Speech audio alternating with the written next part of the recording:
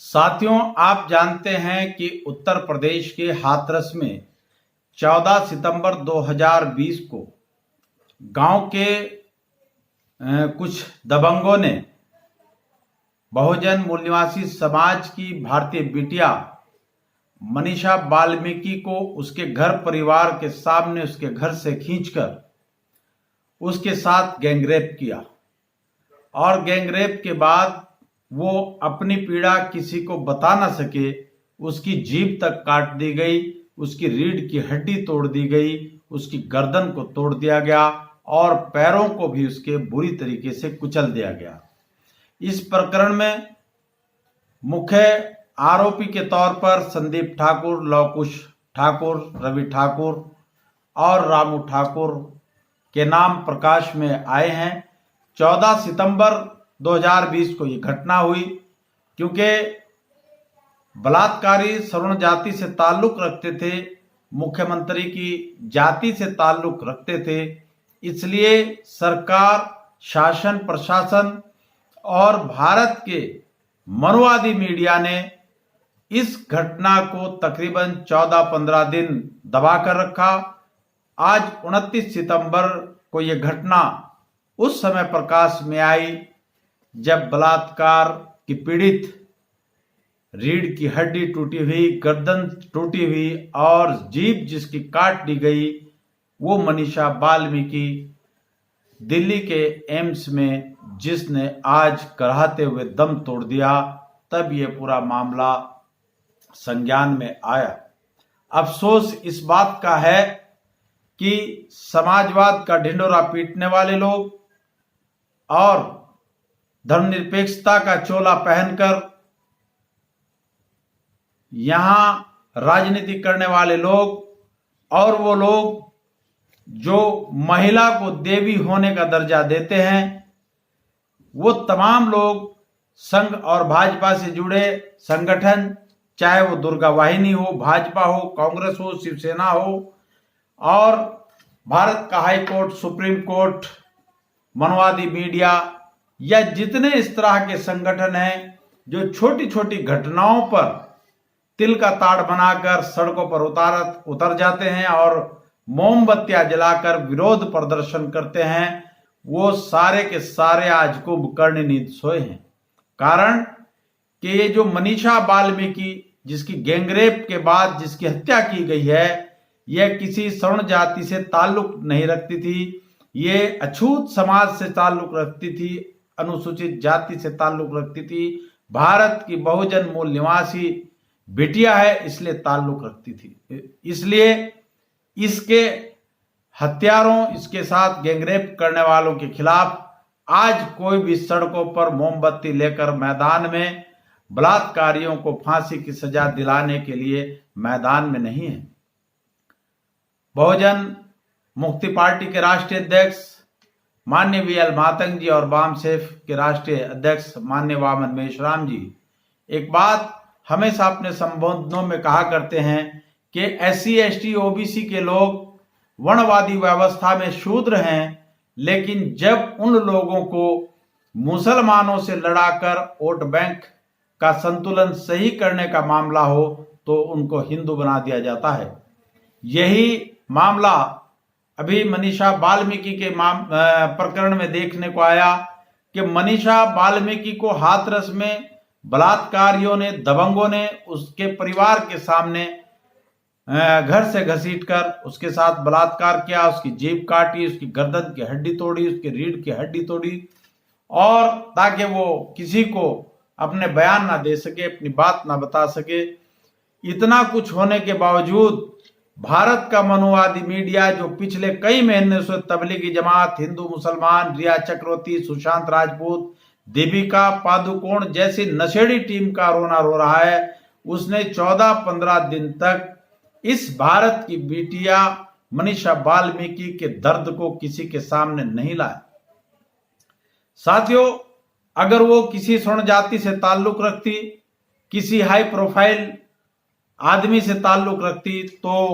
मनीषा वाल्मीकि भी आज मीडिया की सुर्खियां बटोर रही होती, लेकिन ऐसा नहीं हुआ क्योंकि वो अछूत समाज से ताल्लुक रखती थी। और हमारे मुख्यमंत्री जो ठोका ठोकी की बात करते हैं, वो भी गाय के सामने चारा डालते डालते इस कदर मस्त हो गए हैं कि भारत की, उत्तर प्रदेश की बेटियों को बलात्कारियों का चारा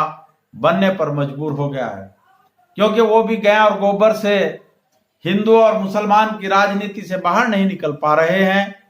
और उत्तर प्रदेश में लगातार हत्याएं, अपराध हो रहे हैं। यहाँ यह भी विचारणीय प्रश्न है कि बलात्कार आखिर मुस्लिम या फिर अनुसूचित और अनुसूचित जनजाति की बेटियों के साथ ही क्यों होता है और लोगों के साथ बलात्कार क्यों नहीं होता। यह पूरा प्रकरण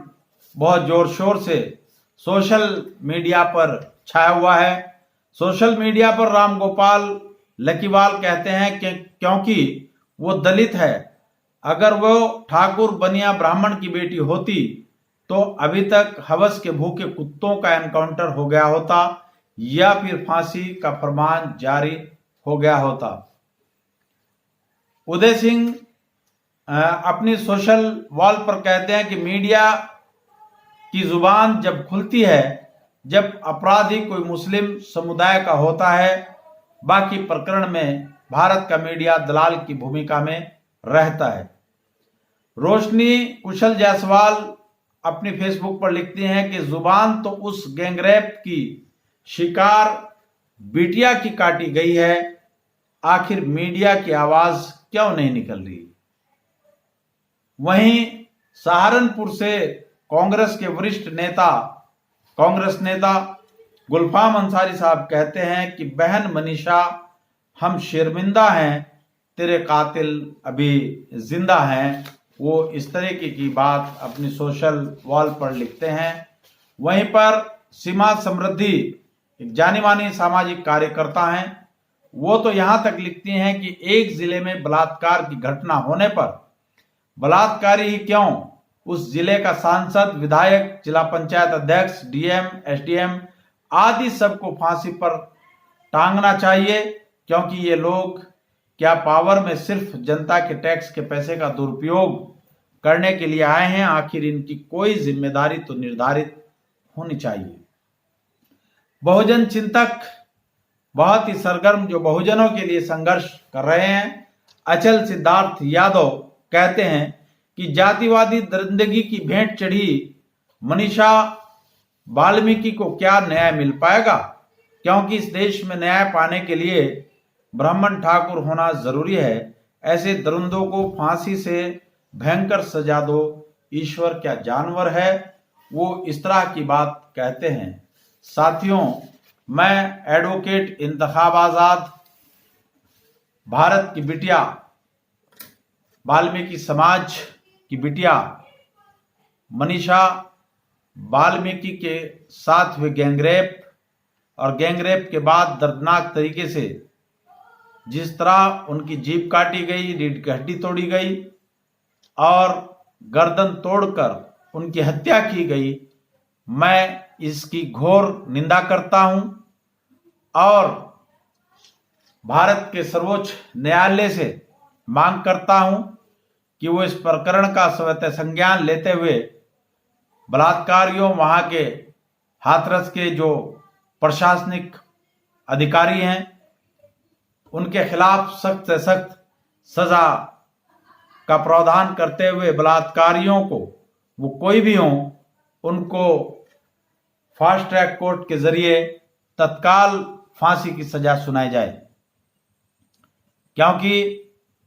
देखने में ऐसा आता है कि गरीब, मजदूर, मजलूम या अनुसूचित जाति, अनुसूचित जनजाति की बेटियों के साथ ही भारत में बलात्कार की सारी घटनाएं होती हैं। और जब इन समाज की बेटियों के साथ बलात्कार की घटनाएं होती हैं तो भारत का मनुवादी मीडिया कहता है कि मुस्लिम लड़की के साथ बलात्कार या दलित युवती के साथ बलात्कार, लेकिन जब किसी अपर कास्ट की बेटी के साथ अगर दुर्भाग्य से इस तरह की घटना घट जाए तो मीडिया के लोग उसको भारत की बेटी कहकर पुकारते हैं, और भारत की बेटी कहकर जब उसको पुकारते हैं तो पूरे भारत में एक वर्ग विशेष मोमबत्तियां हाथ में लेकर सड़कों पर उतर आता है, और भारत का मनुवादी मीडिया 24 घंटे उसका रोना रोता रहता है। जब तक बलात्कारी सलाखों के पीछे नहीं जाते तब तक वो चैन की सांस नहीं लेता। मैं एडवोकेट इंतखाब आजाद ऐसे उन तमाम लोगों से आह्वान करता हूं कि जब तक बहन मनीषा वाल्मीकि के बलात्कारी, उसके कातिल सलाखों के पीछे नहीं पहुंच जाते, उनको फांसी नहीं हो जाती, तब तक वो आंदोलन जारी रखें और सड़कों पर उतरकर अहिंसात्मक तरीके से अपने संवैधानिक अधिकार का इस्तेमाल करते हुए बलात्कारियों और भारत में फैली अराजकता के खिलाफ आंदोलन करें। वरना आज एक मनीषा वाल्मीकि के साथ बलात्कार हुआ है, कल और कोई मनीषा इसका शिकार होगी। इससे पहले बहुजनों को संगठित होकर जागना होगा और ऐसे तत्वों के खिलाफ आंदोलन छेड़ना होगा। साथियों, आपने मेरी बात को ध्यानपूर्वक सुना, उसके लिए आपका बहुत बहुत धन्यवाद। जय भीम, जय मूल निवासी, खुदा हाफिज।